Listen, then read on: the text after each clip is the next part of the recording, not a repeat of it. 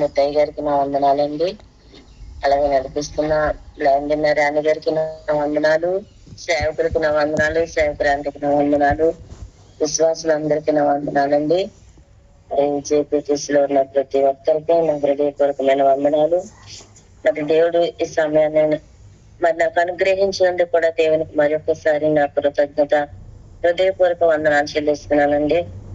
మరి ఈ సమయంలో నేను చెప్పబోయే సాక్ష్యం, మరి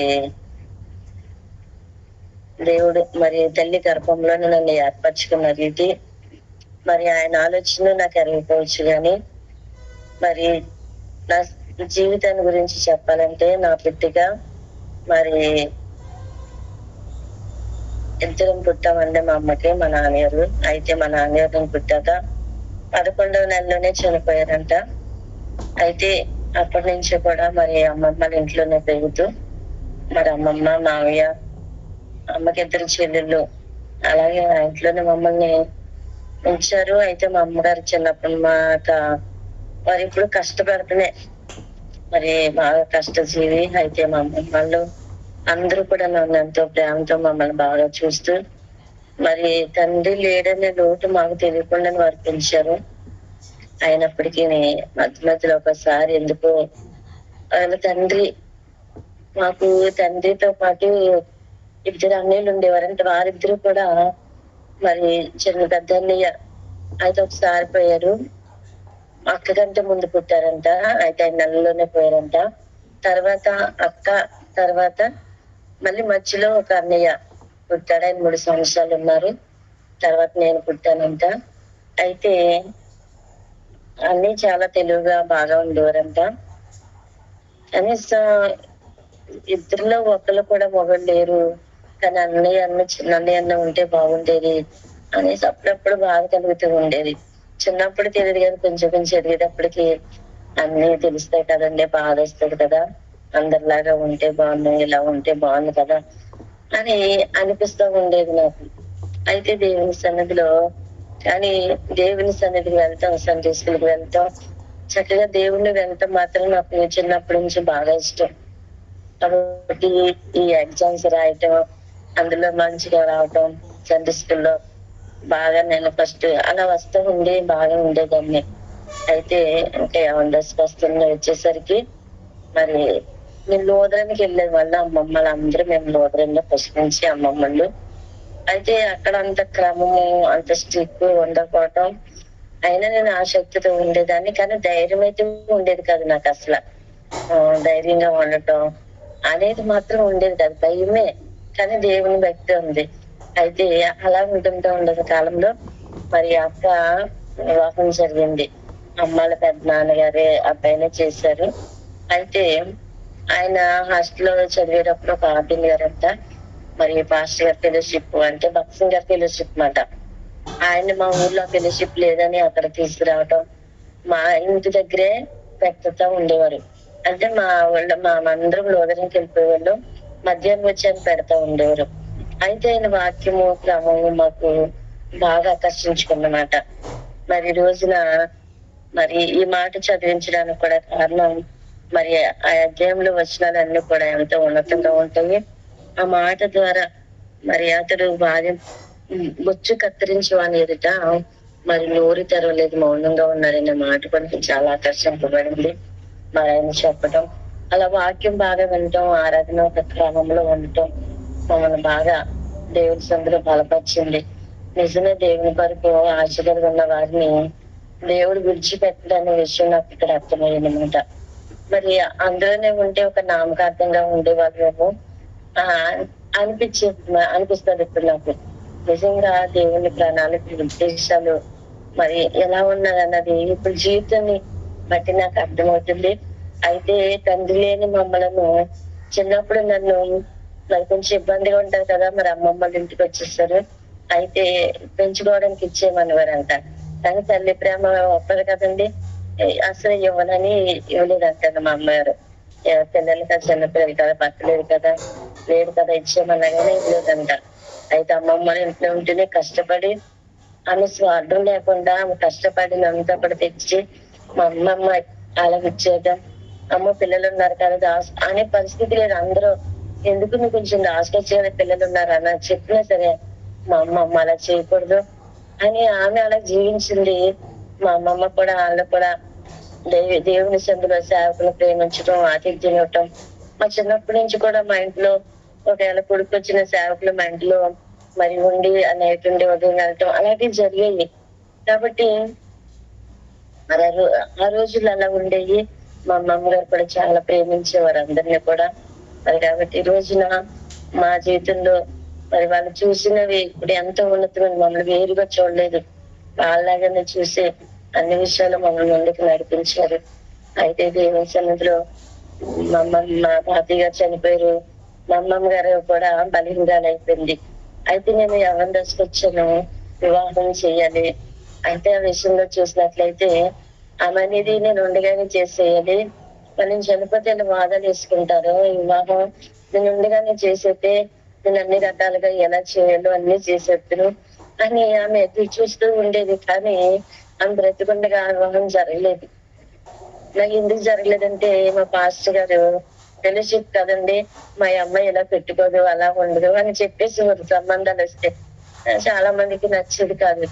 మరి అన్ని పెట్టుకోదు మీకులాగా ఎలా ఉండదు, వాళ్ళు ఏమన్నా కొంచెం గోరింటాకులు పెట్టుకుని ఎక్స్ప్రెషన్ గా వస్తే మా అమ్మాయి ఇలా ఉండదు మరి ఇలా చేయదు అని చెప్పడం వల్ల కొన్ని సంబంధాలు అలాగే మిస్ అవటం మరి జరిగిందండి. చాలా సంబంధాలు వచ్చాయి.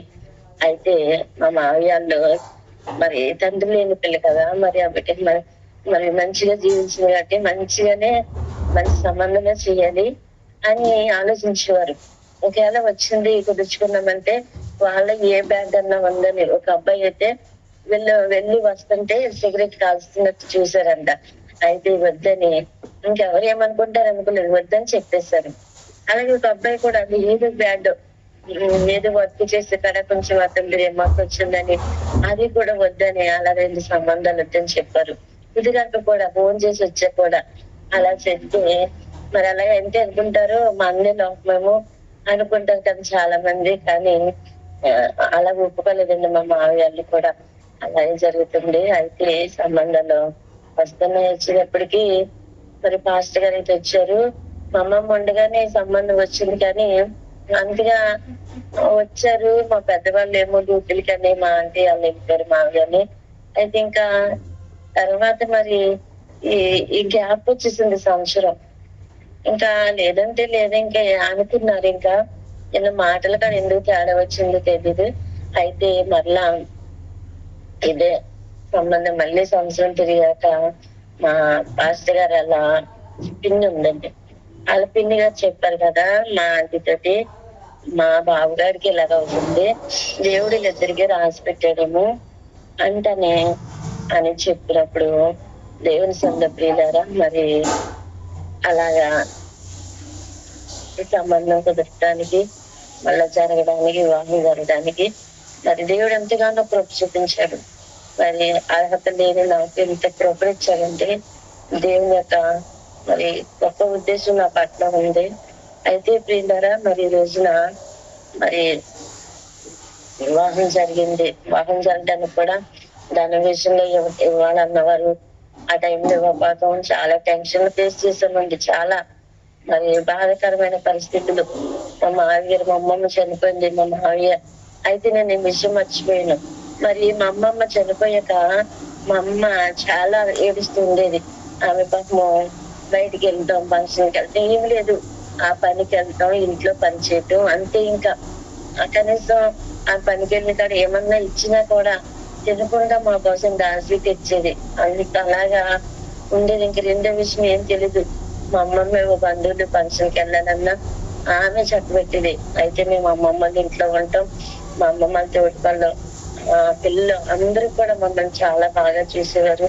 మా అమ్మ బయటకు తీసుకెళ్ళేది కాదు, కానీ ఏ ఫంక్షన్ కి అయినా దేనికి ఏ పేరుకి మీటింగ్ కి అయినా మరి మా పిన్యాల్లో అది తీసుకెళ్తాం. మమ్మల్ని చాలా బాగా చూసేవారు.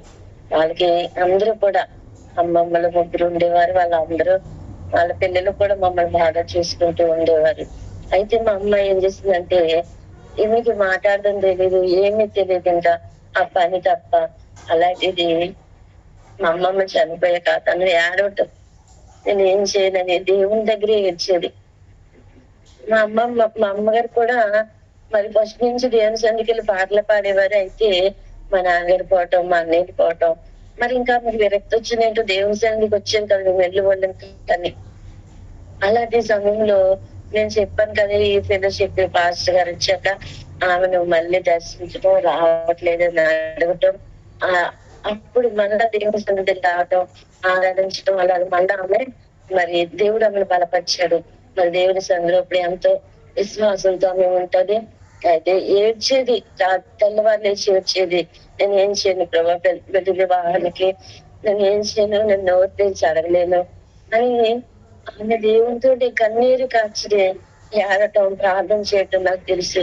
ఎందుకంటే మేము అమ్మమ్మ వాళ్ళ ఇంట్లోనే ఉన్నాం. మరి అమ్మమ్మ తాతయ్య పోయే తర్వాత అమ్మమ్మ పోయింది. తర్వాత ఎలా అయినా మరి ఎవరి పిల్లలకి వాళ్ళకి కష్టం కదండి. అలాంటి రోజుల్లో కూడా మరి మా యొక్క మావయ్య అందరూ కూడా మరి దేవుని సందులో మరి నా విషయంలో మరి శ్రద్ధ తీసుకున్నారు. మావయ్యకి అయితే వివాహం జరిగాక మా ఫస్ట్ చాలా బాగా చూసేవారు. అయితే కుదరదు కదండి. అయినా మేము ఏం బాధపడేదాన్ని కాదు, ఆ బాధ కూడా అనిపించేది కాదు. అయినా మరి ఈ మాట మరి మా అమ్మమ్మ చెప్పిన మాటను బట్టి మరి నాకంటే ఏదో కొంచెం పొలము అమ్మే వివాహం చెయ్యాలి అని ఆమె ముందుగానే చెప్పి పెట్టేసింది.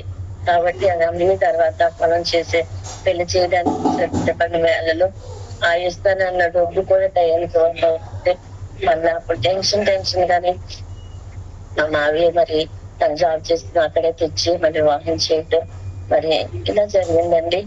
అయితే వివాహం జరిగాక మరి అన్యులు సాక్ష్యం చెప్పారండి. ఏంటంటే మనుషులకి ఎప్పుడు దేవుడు మనుషుల్ని సిద్ధపరుస్తాడని. అన్యులు మేము వస్తుంటే అనటం కూడా చూసి దేవుడు మహిమపరచారండి. అయ్యా పిల్లకి పెళ్లి జరుగుతుంది ఏంటి, వాళ్ళ పాస్టర్ గారు చేయనిస్తారేంటి అని చాలా మంది హేళన చేసి అవమానించే పరిస్థితిలో ఉన్నామండి. అయితే దేవుడు మరి ఎంత గొప్ప మరి సేవకుడిని సిద్ధపరిచి ఆయన పరిచయంలో నన్ను ఉంచుతాడని నేను అసలే ఊహించలేదండి. నాకంటే భయమే, టెన్షన్ ఎప్పుడు కూడా ఫ్రీగా ఉండలేను. అటువంటి నన్ను ఈ రోజు దేవుడు మరి ఆయన పనికి మరి సిద్ధపరచుకున్నాడు. అంత గొప్ప పరిచయంలో నన్ను దేవుడు నిలబెట్టుకున్నాడు. మరి అయితే వివాహం జరిగింది. వివాహం జరిగి కూడా మరి ముందుకెళ్తూ ఉన్నాము. అయితే పాస్టర్ గారి ఫ్యామిలీ కూడా ఆ తండ్రి గారు పోయారు. ఆయన సడన్ గా సేవలో మరి కుటుంబ భారాన్ని చూసుకోవటం, చెల్లికి వివాహం చేయటం, ఆ కుటుంబం మాది కూడా చిన్న పరిస్థితి. ఎప్పుడు వివాహం జరిగిన మొదట్లో తర్వాత కొంచెం ఇల్లు కొంచెం చేయించుకోవటం అలా జరిగిన పరిస్థితి. ఆ చెల్లికి వివాహం చేశారు. మా ఆడబడుచుకు పాప పుట్టింది. అయితే మళ్ళీ రెండోసారి మా ఆడబడుచు ప్రెగ్నెన్సీ అయితే డెలివరీ తీసుకొచ్చాక మళ్ళీ పాప పుట్టింది. నాకు సంవత్సరం దాటేసింది మ్యారేజ్ అవి, పిల్లలు పుట్టలేదు. ఎక్కడప్పుడు కొంచెం చాలా బాధ కలిగించే విషయాలే. ఆడపడుచు అంటే మధ్య కూడా కొన్ని బాధ కలిగించారు. అయినా సరే ఈయన ఇంట్లో కూడా చెప్పేదాన్ని కాదు నేను. మరి ఆ పాప పుట్టాక నాకు పిల్లలు పుట్టలేదని డెలివరీ స్నానం చేయించేటప్పుడు అందరూనే మంచి మీద కూర్చోబెట్టు, ఆ స్నానం చేయించే మంచం మీద కూర్చోబెట్టాలంట. కూర్చోబెడితే పిల్లలు పుడతారంట. అలాగని మా సంఘస్థుల పెద్దవారు అందరూ కూడా, మా అత్తయ్య గారు వాళ్ళ అమ్మగారు కూడా బైబిల్ మిషన్ పాస్టర్ గారే. అయినా సరే అందరూ అంటున్నారు. మరి నేను పెరిగిన వాతావరణం దేవుని సందుకు నాకు అన్ని మాట్లాడలేసి తిరగలేకపోయినా గానీ దేవుని విషయంలో మాత్రం ధైర్యం ఎప్పుడు నాకు ఎవరికైనా చెప్పటం, నా సహవాసాన్ని బట్టి మరి అంత ధైర్యంగానే ఉండేదాన్ని. అయితే వాళ్ళందరూ నన్ను కూర్చోమని వచ్చేదంటే నేను అన్నాను కదా, నేను కూర్చోను, నేను ఎందుకు కూర్చోవాలి, నాకు ఎంత గొప్పగా వివాహం చేశాను, సేవకుని చూపించి నాకు వివాహం జరిగించాడు దేవుడు. ఇంత కార్యం చేసిన దేవుడు నాకు పిల్లల్ని ఎందుకు ఇవ్వడు? అసలు మీకు మేము చెప్పాలి కదా, మీరు దేవుని సన్నిధికి వస్తున్నారు, మీకు మేము ప్రార్థన చేస్తే దేవుడు కలిగజేస్తాడు ఏదైనా.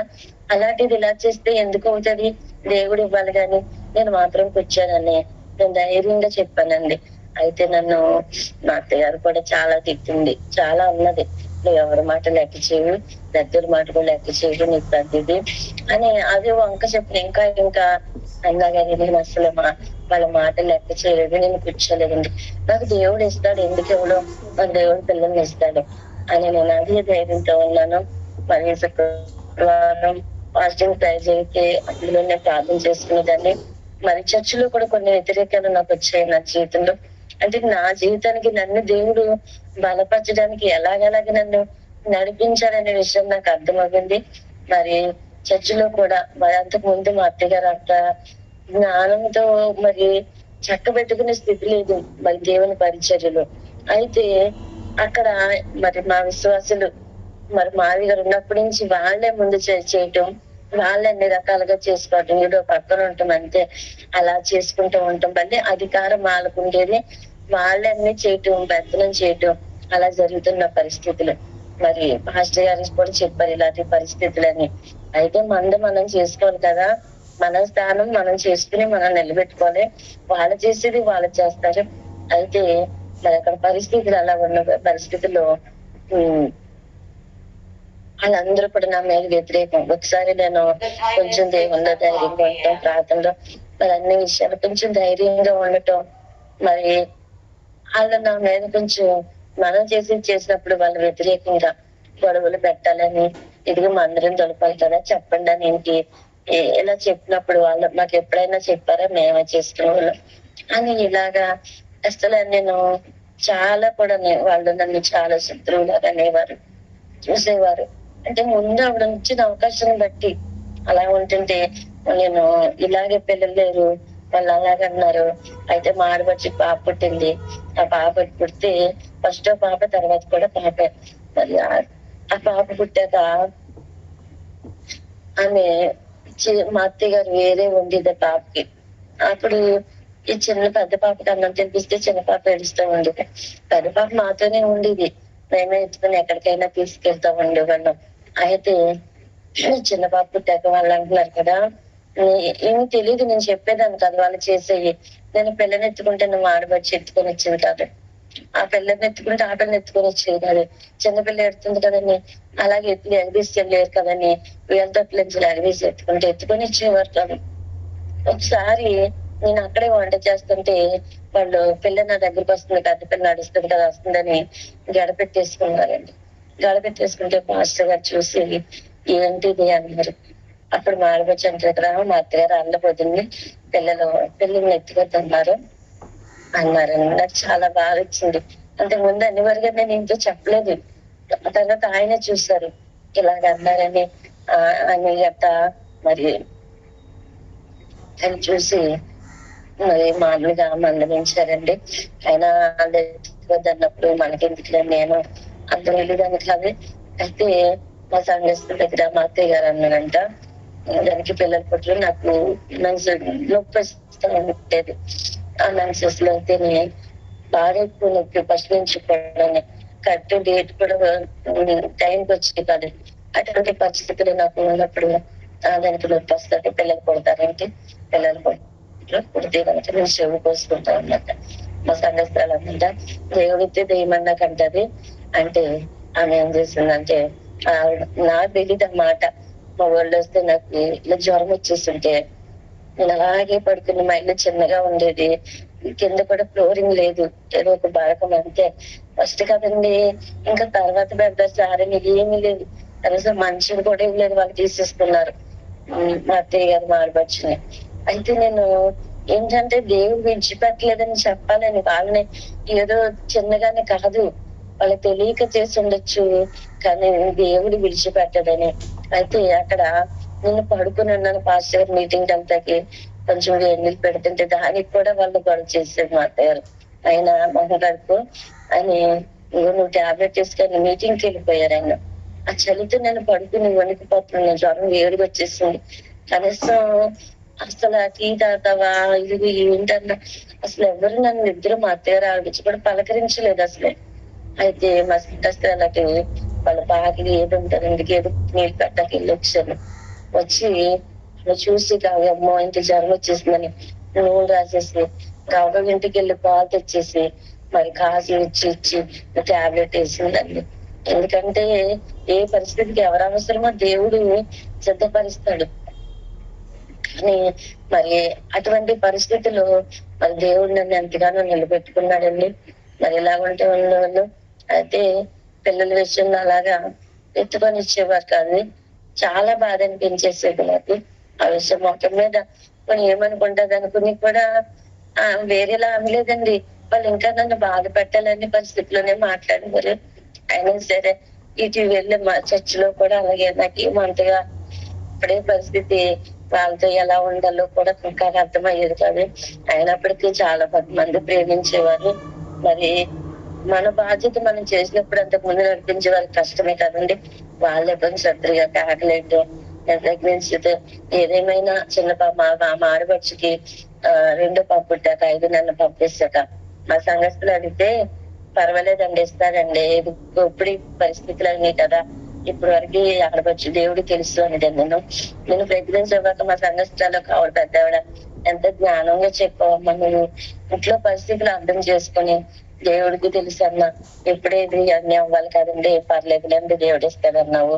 మరి అలా అన్ని చాలా సంతోషపడేది. నేను ఇంత జ్ఞానంగా దేవుడు ఎంతగా నిన్ను మరి ఏర్పరచుకున్నాడని ఎన్నో ప్రార్థన చేశాము. ఆ ప్రార్థన ఫలితమని చాలా మంది కూడా మరి దేవుని సందులో మరి ఇష్టపడేవారు. అయినా శత్రువులు ఉంటారు కదా, ఏదైనా ఉండటం మనకు మంచిదే. నేను ముందుకు రావటం ఇష్టం ఉండేది కాదు. అయితే ఈ రోజు నా దేవుని సంగతిలారా మరి ఆరాధన చేయాలన్నా నాకు భయమే. అంత పరిస్థితిలో ఉండేదాన్ని. తర్వాత పిల్లలు పుట్టడం, పెద్ద బాబు పుట్టడం చాలా బలహీనరాలుగానే ఉండేదాన్ని. అయితే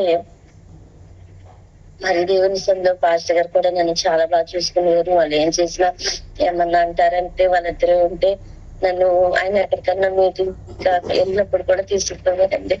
వాళ్ళు ఏదన్నా మాట్లాడిన బాధిస్తారని. కాబట్టి ఇంత గొప్ప సేవకుని నాకు ఇచ్చాడంటే దేవుని సందులో నేను ఎంతగానో దేవుని స్థుతిస్తున్నానండి. మరి ఒక తండ్రి లేని బిడ్డను ఎలా చూసుకోవాలో ఆయన బాగా చూసుకున్నారు. మరి నా దేవుని సందులో ఇంకా ముందుకు వస్తుంటే పెద్ద బాబు పుట్టాడు, కట్లో పడ్డాడు. అప్పుడు నాకు ఎలర్జీ కింద వచ్చేసిందండి. ఆయాసం అంటే కూడా ఎందుకు తెలియదు, దగ్గొస్తూ ఆయాసం రాత్రంతా అలా విడిపోయాను. మరి ప్రెగ్నెన్సీ ఉండగా బయట చూపించకూడదు అంటారు. మరి మొదలుగా గర్భం తెరిచాను దేవుడు. అయితే మళ్ళీ కొంచెం బ్లీడింగ్ అవుతుంటే టెన్షన్ వచ్చేసింది. ఆర్ఎంపీ డాక్టర్ని తీసుకొచ్చి మరి ఇలా చెప్తే ఏం పర్వాలేదండి, బాగా అయిపోతే కనుక అప్పుడు ఇంజక్షన్ చేయొచ్చు అన్నారు. అయినా మళ్ళా స్కాన్కి హాస్పిటల్కి వెళ్తే మళ్ళా తీశారు, చెప్పారు. అప్పుడు టెన్షనే లేకుండా వచ్చింది. మళ్ళా ఇది ఏంటి ప్రభు అయ్యాని ఇది టెన్షనే. మరి నేనైతే నాకు మీ సేవ కాబట్టి మనిషి నాకు కుమారుడు కావాలి అని నేను ప్రార్థన చేసుకున్నాను. అదే రీతిగా నెలనిండినాయి. నాకు బాగానే ఎక్కువ వచ్చేసింది పట్ట. అంటే బిడ్డల లోపల బాగా ఎక్కువ పెరిగిపోవటం. చంద్రబాబు అయితే 4 కేజీలకు వచ్చేసారండి. గవర్నమెంట్ హాస్పిటల్లోనే మరి అసలు స్కానింగ్ అని అన్ని వాడికి అన్ని అక్కడే జరిగినాయి. అయితే నార్మల్ డెలివరీ అయితే చాలా ఆశ్చర్యం. ఆ డెలివరీ తీసుకెళ్ళినప్పుడు అక్కడ జరిగిన పరిస్థితి ఏంటంటే నాతో వచ్చిన వాళ్ళందరికీ కూడా డెలివరీలు అయిపోతున్నాయి. కానీ నన్ను మేడం ఆ రోజు మీటింగ్ అంట, అయితే నన్ను ఎవరు నర్సులు ముట్టుకోవట్లేదు. ఏమిటి ఆపరేషన్ పడుతుంది అంటే చాలా చూస్తే 2 పిల్లలేమో ట్విన్స్ ఏమో అనుకున్న రీతిలో ఉండేదండి. అయితే ఎవరు వచ్చేవారు కాదు, నన్ను ఎవరు ముట్టుకునేవారు కాదు, నర్సులు అసలు దగ్గరికి వచ్చేవారు కాదు. అప్పుడు ఎప్పుడుకో మేడం 8 గంటలకు వెళ్తే సాయంత్రం అయింది 6 గంటలకు వచ్చింది. 6:30 టైంలో నాకు ఆమె నార్మల్ డెలివరీ చేసిందండి. అసలు ఆపరేషన్ పడిపోవాలి. అయితే నార్మల్ డెలివరీ ఆవిడ చేయటం మరి దేవుని కృప చాలా ఆశ్చర్యం. అసలే అందరూ కూడా ఆశ్చర్యపోతారు. నేనేమో బాగా సన్నగా వీక్ గా ఉండేదాన్ని. అయితే పిల్లలు చూస్తే అంత పిల్లలకి అసలు ఆపరేషన్ పడాలి. మరి ఇది దేవుడు చేసిన గొప్ప కార్యమే. మరి ఇలా ఉంటుండగా మరి బాబు పెరిగాడు. తర్వాత మళ్ళా 2 సంవత్సరాలకి మంచి బాగుండి మరి చిన్నబాబు పెరిగాడు. నాకు ఎప్పుడైతే పెద్దగా పడుతుండగా ఎలర్జీ కింద ఆయాసం కింద వచ్చిందో అది మాత్రం మళ్ళా చిన్నబాబు కూడా కడుపులో పడ్డాడు. అయితే వస్తానే ఉంటుంది బాగానే. నైట్ 9 నెలలు వచ్చేసింది ఇంకా. అయితే ఒక నైట్ వేసవికాలంలో మాట అస్సలు నేను ఆయాసం వచ్చేస్తుంది, తట్టుకోలేకపోతున్నాను అసలు. చాలా తట్టుకోలేకపోతుంది. అప్పుడు చెప్పారు మరి పాస్టర్ గారు లేపుతూ నైట్ మాట బాగా అర్ధరాత్రి టైంలో చాలా ఇబ్బంది పడిపోతున్నాను అసలు. మరి ప్రెగ్నెన్సీ ఉండగా అయితే నాకు చాలా ఇబ్బంది కదండి. ఆయాసం అంటే చాలా ఎక్కువ వచ్చేసింది. నేను ఇంకా బ్రతకనేమనిపించేస్తుంది నాకు అసలు. ఇంకా పాస్టర్ గారు లేపిలాగంటే ఈ చేయను, ఎవరు లేరు, నిద్రనే ఉన్నాము. అయితే మరి నేను వెళ్ళొస్తాను డాక్టర్ గారి దగ్గరికి. ముందు మా సంఘస్థులు సంఘ పెద్ద గారి దగ్గరికి వెళ్ళి ఆయన పిలుచుకొచ్చి నా దగ్గర పెట్టి మరి అప్పుడు మళ్ళీ డాక్టర్ గారి దగ్గరికి వెళ్ళారండి. నేను అనుకున్నాను ఆయన వచ్చే వరకు కూడా నేను ఉండనేమో అనుకున్నానండి. ఎందుకంటే నా పరిస్థితి బాబు ఇలా పడ్డాడు. అయితే హాస్పిటల్ కూడా బ్లడ్ కూడా తక్కువ ఉంది, నాన్నవి ఏవేమో ఎదురు కాళ్ళతో ఉన్నది. మరి అయితే చెప్పలేము, పిల్లన్న మరి తల్లన్నని చాలా భయపెట్టేశారండి. చాలా టెన్షన్ పడిపోయిందని. బ్లడ్ కూడా తక్కువ అంటే నాకు నేనే ఇంకా ఈ క్యారెట్ బీట్రూట్ జ్యూస్ తీసుకుని తాగటం, బ్లడ్ కూడా మరి పెరిగిందంటే దేవుని మహాకృపను బట్టి. మరి ఈ రోజున మరి ఆ చిన్నబాబు విషయంలో అంత ఆయాసం నిజంగా చనిపోయే స్థితి. నేను అసలు బ్రతకనేమో అనుకున్నాను. మరి అలాంటి సమయంలో కూడా దేవుడు నన్ను ఎంతగానో కాపాడి మరి ఆ బిడ్డని మరి ఈ రోజున ఇద్దరు బిడ్డలను కూడా దేవుడు క్షేమంగా ఉంచాడండి. చక్కని డెలివరీ, ఇద్దరు కూడా నా హార్మోన్ డెలివరీ. మరి ఆశ్చర్యం నా జీవితంలో అయితే. నాకు శక్తి చాలదు, బలిగిన కానీ దేవుడు ఇటువంటి బిడ్డలు ఇచ్చాడు. మరి కాబట్టి మరి బిడ్డల కోసం మరి ప్రార్థన చేయండి. మరి ఎలా బిడ్డలు పెరుగుతూ ఉన్నారు. అయితే కుటుంబంలో కూడా కొన్ని పరిస్థితుల్లో నా విషయంలో నేను చెప్పుకోలేని పరిస్థితుల్లో కూడా నేను ఒంటరిదాన్ని అయిపోయాను. చనిపోవాలనే పరిస్థితులు కూడా ఎప్పుడు కూడా నేను ఇంకా పరిస్థితి చెప్పలేని దేవుడికి నాకు తప్ప. అయితే చాలా మంది బాగా దేవుడి తెలుసు. అయితే దేవుడు విడిచిపెట్టడం, చనిపోవాలనే పరిస్థితి నాకు వచ్చింది. అన్ని రోజులు అందరూ ఎప్పుడు ఒకేలాగా ఉండరు కాబట్టి, కానీ దేవుడు ఎప్పుడు మనతో ఉంటాడనే విషయంలో నేను రోజు చెప్పగలుగుతున్నానండి. కాబట్టి చనిపోవాలనుకున్నాను. ఒక పెద్ద పిల్లలు గుర్తు రావడం, మళ్ళీ వెనక్కి వచ్చేయటం, తర్వాత మళ్ళీ వాక్యాలు నేను వినటం, వాక్యాల ద్వారా దేవుడు నన్ను బలపరిచాడు. దేవునికి నేను ఎంతగానో వందనాలు చెల్లిస్తున్నానండి. మరి పరిచర్యలో బలహీనరాలైనా కానీ మరి పాస్టర్ గారు అయితే అవి చూసుకుంటారు. ఈ సంఘాన్ని వచ్చే ఈ భోజనాలకి ఇవన్నీ చూసుకుంటాం, చక్క పెట్టుకోవడానికి దేవుడు నన్ను ఎంతగానో మరి బలపరిచాడు. మరి ఈ రోజున పరిచర్య జరుగుతుందంటే దేవుని మహాకృపే. వాటి దేవుని సొంత ప్రియులారా, మరి అన్ని చెప్తాము, అందరికీ చెప్తాం. మనకు అవి వచ్చినప్పటికి చాలా కష్టం అవుతుంది. అయినప్పటికీ దేవుడు విడిచిపెట్టడం, కానీ ఏదో రకంగా ఆయన నన్ను బలపరిచాడు ఆయన వాక్య చేత. మరి ఒకసారి ప్రార్థన చేసుకోవడం కూడా అసలు చేయలేని పరిస్థితులు అయిపోయేది. అయినప్పటికీ దేవుడు విడిచిపెట్టకుండా నన్ను ఎంతగానో మరి కాపాడాడండి. మరి ఈ రోజున మరి ఒక స్థితిలో దేవుడు ఇచ్చాడు. ఎందుకంటే నేను ఈ లోకంలో కోరుకుంటలేదు, కానీ దేవుని సన్నిధిలో మరి పాట పాడాలన్న భయము, ఆరాధన చేయాలన్న భయము. కానీ ఈ శ్రమల పొలంలో నుంచి నన్ను దేవుడు మరి నాకు అన్ని అర్థమయ్యేలాగా ఒక బాధ్యతలోను, ఒక భారంలో, ఆత్మ భారంలో నన్ను పెట్టాడు ఈ రోజున. కాబట్టి దేవుని సందో ప్రతి క్షణము కూడా దేవుని కొరకు నేను నిలబడాలని నేను ఎంతగానో మరి ఒక గ్రూప్ కూడా చిన్నగానే, నాకు అంత జ్ఞానం లేకపోయినా మరి నేనైతే గ్రూప్ లోకి వెళ్ళదాన్ని. నా చిన్నప్పుడు అంటే మ్యారేజ్ అయిన ఫస్ట్ లో ఒక పాస్టర్ గారు పరిచయం వారు. అయితే ఆవిడ కూడా ఇలా పెట్టాను, నేను మ్యారేజ్ లోకి వెళ్తే ఇలా పెట్టానని చెప్తే మీరు జాయిన్ అవ్వండి అన్నారు. అందుకని మీరు పాస్టర్ గారు కదా, మీరు కదా తర్వాత ఒక గ్రూప్ పెట్టండి అండి. ఆ మాట సహాయంతో నేను దేవుని కృపను బట్టి చిన్నగా గ్రూప్, వాట్సాప్ గ్రూప్ పెడతాం. అందులో కొంచెం వాక్యం చెప్పడం, మరి ప్రార్థన చేయించటం, ఇలాగ దేవుడు ఎన్నో కార్యం జరిగిస్తున్నాడు. అందరూ కూడా ఎంతో బలపడుతున్నాడు. దేవుని పనిలో వాడబడాలి ప్రతి క్షణంలో కూడా ఆశతో నేను నా అంతకు నేను ఎక్కడికి వెళ్ళి చేయలేకపోయినా ఏదో రకంగా చేయాలని ఆశతో నేనున్నాను. కాబట్టి ఇలాగా మరి పరిచర్లు కూడా బాగా జరుగుతున్నాయి. మరి దృష్టి కొన్ని గలుగులు పెట్టినా గానీ దేవుని పని చక్కగా జరగడానికి దేవుడు ఎంతగానో సహాయం చేశాడండి. మరి ఈ రోజున దేవుని సంగతిలరా మరి ఆ కుటుంబంలో మరి బిడ్డలిద్దరు ఉన్నారు. వారి కోసం మరి ప్రార్థన చేయండి. పెద్ద బాబు అయితే మరి polytechnic diploma second year exam రాశాడండి. మరి చిన్నబాబు అయితే 10th ఎగ్జామ్ రాశాడు. మీ అందరికి తెలుసు. ఈ రోజు పాల్చెట్ ఎగ్జామ్ రాస్తున్నాడు. ఆవిడ కోసం కూడా ప్రార్థించండి. దీర్ఘాలైన మీరు దేవుడు ఎన్నుకుని అనేకాలమైన పరిచర్యలో ఇంత గొప్ప భాగ్యాన్ని ఇచ్చాడని ప్రతి క్షణం కూడా నేను దేవుని స్తుతిస్తానండి. మరి ఇంకా నేను ఏం చేయలేకపోతున్నాను అని నాకు బాగా అని ఈరోజు మరి గ్రూప్ లో కూడా నాకు అక్టోబర్ 22, 2025 మరి అక్టోబర్ నెల 22వ తారీఖున అంటే పెద్దబాబు బర్త్డే ప్రతి సంవత్సరం కూడా ఒక యూత్ మీటింగ్ గా పెడతాము. అందులో మరి అలా పెడుతున్నప్పుడు ఎంతో మంది రక్షణలోకి వస్తారు.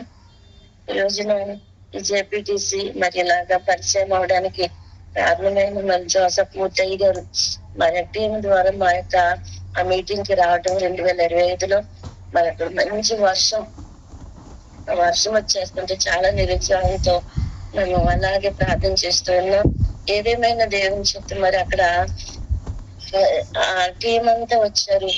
అప్పుడు నాకు అనిపించింది ఆయన అయ్యగారు చెప్పారు యోహాను సువార్త 9వ అధ్యాయంలో మరి ఇలా ఉంటది. అసలు అదంతా చదివితే నాకు నిజంగా బాలకాడు అందులో మరి కళ్ళుండి అందులుగా ఉన్నాం మనము అని మరి చాలా దీని గురించి కూడా చిన్న మెసేజ్ కూడా నేను చెప్తానండి మా సమయంలో కూడా. మరి ఆ రోజున అవకాశం వాతావరణం కొద్దిపాటిగానే ఉంది. అయినప్పటికీ వాళ్ళందరినీ చూసి ఆ వర్షంలో తుఫాన్లో అన్ని అవివాలు బాగుండి ఎన్ని సాగులు చెప్తే దేవుని పనికి నిర్లక్ష్యం చేస్తున్నాము. అంత దూరం నుంచి అంత ప్రయాణాలు చేసి దేవుని పరిచర్య కొరకు వచ్చి ఎంతగా వర్షాన్ని కూడా లెక్క చేయకుండా మరి దూరం నుంచి వచ్చారని నాకు చాలా కొన్ని నేర్చుకుంటా ఉంటానండి. మీటింగ్కి వెళ్ళిన వ్యక్తిని చూసిన వాళ్ళ వల్ల కొన్ని నాకు అర్థమవుతాయి. మంచి నేర్చుకోవడానికి నేను ఇష్టపడతాను. కాబట్టి అది చూసి నాకు చాలా బాధేసింది. నిజంగా ఎంత దేవుని కొరకు ఎంత ఎలాగ ఉంటారా, ఎంత ఇలాగ చేస్తున్నారని నేను చాలా రోజు నాకు చాలా సంతోషించాను. అదే దేవుడు నేనేమి చేయలేకపోతున్నానని నాకు బాధ అనిపించింది. మరి రోజున మరి ఇంకా మరి ఆ రోజు చక్కగా పాటలు పాడారు, అన్ని వార్తలు వాయించారు. మా గ్రామంలో కూడా చాలా మంది సంతోషించారు. ఎందుకంటే పాస్టర్ గారు కూడా మార్మూలు ఉన్న మా గ్రామానికి మంచి సేవకులు అంటే పెద్ద సేవకుల్ని తీసుకొచ్చి సువార్త అందించానని మనకు వచ్చే దాన్ని బట్టి కాదని స్వార్థ పనికి ఆయన ఎప్పుడు కూడా మరి వెనకడగకుండా మరి చేసేవారండి. ఇలాగే మరి ఇలాగే ఎప్పుడు మాస్టర్ గారు బాగా తీసుకొస్తారు అయ్యో అని చాలా మంది అన్నారు. అయితే ఇంకా చాలా మంది వద్దు దేవుని చిత్తం అయితే మరొకసారి సమయం దేవుడు ఇచ్చేలాగా ప్రార్థన చేస్తున్నానండి. కాబట్టి అప్పుడు జోసఫ్ మూర్తయ్య గారు అన్నారు మేము మీరు ఏదో సహాయం చేస్తారని కాదు కానీ మాలాంటి వాళ్ళు మేము ఎంతో మందిని బలపరుస్తామన్నారు. అసలు నిజంగా నాకు చాలా నచ్చాయండి. అంటే చక్కని గ్రూప్ ను మెయింటైన్ చేస్తూ దేవునిలో ఎంత గడుపుతున్నారంటే దేవుని కొరకు ఎంత చక్కని పరిచయం చేస్తున్నారంటే మనం ఎన్నో నేర్చుకోవాలని మా సంఘంలో చెబుతూ నేను బలపడడానికి దేవుడు నాకు ఎంతగానో సహాయం చేశానండి. ఈ రోజున ఈ గ్రూపులు చూస్తుంటే నాకు ఇంకా చాలా సంతోషం అవుతుంది. ఎందుకంటే ఎప్పుడు ఇంకా మన సమయం అంతా దేవునితో గడపటం, దేవునిలో మనము మరి జీవించటం అనేది ఇదే నాకు అనిపించింది. నిజంగా ఈ లోకంలో ఎన్నో సమయాన్ని వ్యర్థం చేస్తున్నాం. ఎంతో సమయాన్ని వ్యర్థంగా మన మాటలను ఏదో ఎక్కడెక్కడో చాలా మంది ఇలా చేస్తున్నారు. కానీ దేవుళ్ళు ఎంతగా మరి ఈ యొక్క సమయాన్ని గడుపుతున్నారంటే 3 మార్లు అంటే దేవునితో గడుపుతుంది. నాకు చాలా సంతోషమైంది పిల్లరా. నిజమే ఈ సమయాన్ని అటు ఇటు గడపకంటే దేవునితో గడపడం మనకి ఎంతో మేలు కాదు అనిపించింది. కానీ నాకు సమయం ఉన్నప్పుడల్లా నేను పాస్టర్ గారితో వింటా ఉంటాను. ఆయన ఆన్ చేసినప్పుడల్లా నాకు చాలా చెప్పే సాక్ష్యాన్ని బట్టి పాడిని బట్టి చాలా సంతోషం కలుగుతుంది. దేవుని మాట కృప ఈ లోకంలో మరి నాకు ఎప్పుడు కూడా దీని కావాలి, దీనికి దాని గురించి అడుగుతాం. దేవుడి పని విషయంలోనే నిజంగా చిన్నప్పటి నుంచి కూడా నాకు ఆసక్తి, దేవుళ్ళు ఎందుకు బాగా ఉండాలి, మంచిగా ఉండాలి, అబద్ధంగా ఆడకూడదు, ఇది ఆలోచన. నాకు ఎవరైనా కొంచెం బ్యాడ్ గా ఉంటే అలా ఉండకూడదని నాకు ఆ ఫస్ట్ చిన్నప్పటి నుంచి అదే తీర్మానం. మరి ఆ దేవుడు నాకు పెట్టాడు. ఈ రోజున ఆయన ఉన్నతమైన పరిచయం ఒక సేవకురాలిగా నన్ను చేశాడండి. అయితే మరి కొద్దిగా మరి పాస్టర్ గా లేనప్పుడు సంఘంలో పరిచర్లో మరి వాక్యం చెప్పి నడిపించుకోవడానికి, ఆరాధన చేయడానికి దేవుడు నన్ను వాడుకుంటున్నందుకు దేవుడికి వందనాలు చెల్లిస్తున్నానండి. నేను బలహీనంగా చాలానే ఆ ఎలర్జీ అనేది డస్ట్ ఎలర్జీ అండి, చాలా ఇబ్బంది పెట్టేస్తా ఉంటాను ఒక్కోసారి. అయినా సరే దేవుని పనికి ఆటంకం లేకుండా నేను ఎప్పుడు బలహీనంగా ఉంటానో అప్పుడు దేవుని సొంత బలంగా నన్ను నడిపించుకుంటాననే విశ్వాసం నాతో నేను కొనసాగుతున్నానండి. మరి ఎదురు నా సాక్ష్యము మరి దేవుడు ఎంతగా కృప చూపించి అసలు దేవుని ఏర్పాటులో నన్నించాడు. మన నాన్నగారు చిన్నప్పుడు అనేవాడంట, మంచి మంచి బట్టలు అందరు తీసుకొస్తుంటే ఈ ఈ పిల్లకి నిజంగా ఏదో దేవుడు గొప్పగానే ఉంటది అనేవాడంటండి. అంటే అప్పుడు పరిస్థితులు, ఇప్పుడు దేవుని సందర్భీలారా ఇప్పుడు అనుకుంటాను, తండ్రి ఉన్న వాళ్ళు కూడా నాకు ఉన్నట్టు ఉండదేమో, కాబట్టి ఉన్న వాళ్ళు కూడా నాకు ఉన్నట్టు ఉండదేమో, అంతగా దేవుడు నన్ను ప్రేమించి మా కొరకు అనిపించాడు అని నేను దేవుని స్థుతిస్తానండి. అంటే రాజ్యవ్యాప్తి పని అంటే ఎంతో ఉన్నతమైన భారం పెట్టాడు దేవుడు. ఆ భారంలో ఇంకా నమ్మకంగా కొనసాగాలని మరి సేవకుల గురించి, పిల్లల గురించి ప్రార్థన చేయండి.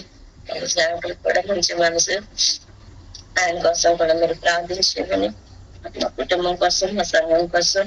మరి నేను ఇంకా దేవుళ్ళు మరి దేవుడు నాకు ఆయుష్ ఇచ్చినంత కాలం కూడా దేవుని కొరకు నమ్మకంగా ఆత్మల భావించే నేను మరి పరిచయం చేయాలని, మరి నా కోసం ప్రార్థించమని, మరి ఈ యొక్క చిన్న సాక్ష్యం దేవుడు మరి నన్ను దీవించాలని మరి ఈ సాక్ష్యం నన్ను ఇస్తున్నానండి.